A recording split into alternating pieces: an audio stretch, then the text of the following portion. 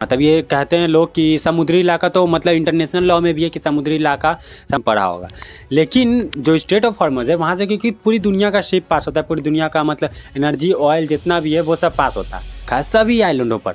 उस हॉर्मज़ के बीच में हम लोग को दिखेगा नहीं कि उतने छोटे छोटे बहुत सारे छोटे बड़े मीडियम साइज़ के इतने बड़े बड़े वहाँ पे आइलैंड है हॉर्मज़ के बीच में, समुद्री इलाका बीच है। तो वहाँ पर इससे क्या होगा, इन्हीं सब चीज़ों पर रडार हो गया, मिसाइलें हो गया, ये क्या ईरान ने बैठा कर रखा है के लिए, क्योंकि उस रडार पे पहले से ही ईरान अपना मतलब बैठा कर रखा है। तो कहाँ से ही होगा गाइस, ईरान, इजराइल, अमेरिका ये सब वॉर में मतलब हॉर्मोज अब तक क्यों नहीं खोला। मतलब ये कहते हैं लोग कि समुद्री इलाका तो मतलब इंटरनेशनल लॉ में भी है कि समुद्री इलाका, समुद्री जो जगह है वो किसी पर्सनल देश का नहीं हो सकता है। हाँ, वहाँ जो समुद्र है वहाँ से 200 किलोमीटर तक वो उनके क्षेत्र में आता है, ये सभी को पता है, ये सभी ने ज्योग्राफी में पढ़ा होगा। लेकिन जो स्ट्रेट ऑफ हॉर्मज़ है वहाँ से क्योंकि पूरी दुनिया का शिप पास होता है, पूरी दुनिया का मतलब एनर्जी ऑयल जितना भी है वो सब पास होता है।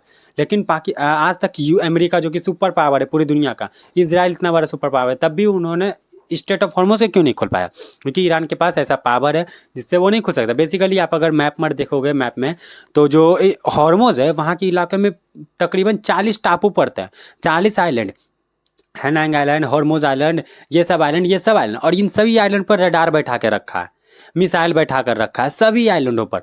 उस हॉर्मोज के बीच में हम लोग को दिखेगा नहीं कि उतने छोटे छोटे बहुत सारे छोटे बड़े मीडियम साइज़ के इतने बड़े बड़े वहाँ पे आइलैंड है हॉर्मोज के बीच में, समुद्री इलाका बीच है। तो वहाँ पर इससे क्या होगा, इन्हीं सब चीज़ों पर रडार हो गया, मिसाइलें हो गया, ये क्या ईरान ने बैठा कर रखा है कि अगर यहाँ से कुछ भी इधर से उधर होता है तो हम लोग कर देंगे इन्हीं सब कारणों का। क्योंकि रडार अगर वहाँ पे टापू रहेगा तो कोई भी देश मतलब अमेरिका ही क्यों ना हो जाए अपना नहीं शिप पास कर लेकर जाकर लड़ाई करने के लिए, क्योंकि उस रडार पे पहले से ही ईरान अपना मतलब बैठा कर रखा है। तो कहाँ से ही होगा, अगर वो खुला समुद्री इलाका रहता तो वहाँ पर हो भी जाता, डायरेक्ट शिप पास हो भी जाता था, मतलब डायरेक्ट गोली वोली ये सब मिसाइल वैसे तान कर।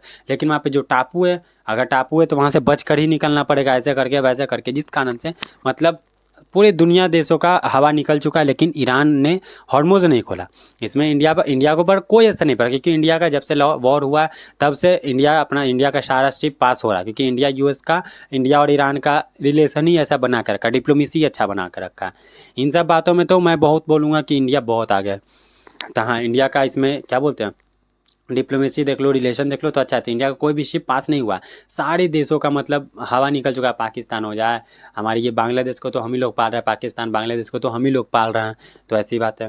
फिर अब जितने भी हो जाए, इस सभी कंट्री का हवा निकल चुका है, लेकिन इंडिया का नहीं निकला, चाइना का भी निकला, क्योंकि चाइना और ईरान का तो 90% ये सब का उनका तो बेसिकली अलायंस ही है ये। और लेकिन इंडिया ईरान का भी बहुत अच्छा दोस्ती है, जिस कारण से इंडिया का भी कोई दिक्कत नहीं हुआ है इन सब चीज़ों में।